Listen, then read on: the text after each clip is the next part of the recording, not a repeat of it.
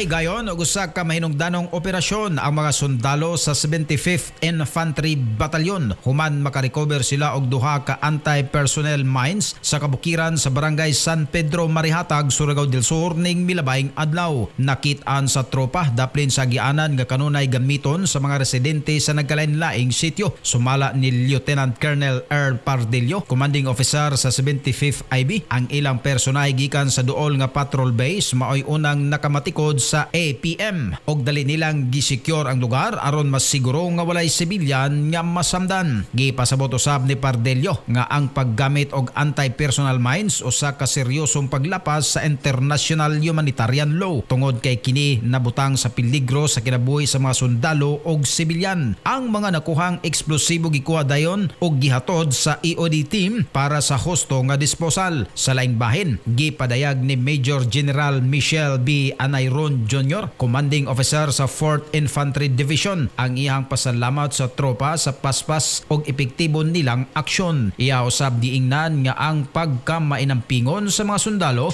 posibleng nakalikay sa dakong kadaot og nakawala sa kinabuhi sa mga lumulupyo nga kanunay moagi sa maong trail. Gipasabot usab sa 4th ID nga padayon silang nagbantay aron mapanalipdan ang katawhan patok sa hulga sa armadong grupo. Katropa alang sa mas tinaw nga pananaw pag Vision X Plus soft gel capsule alang sa nagkahiusang Pilipino sa Pilipinas, Ale Vicente X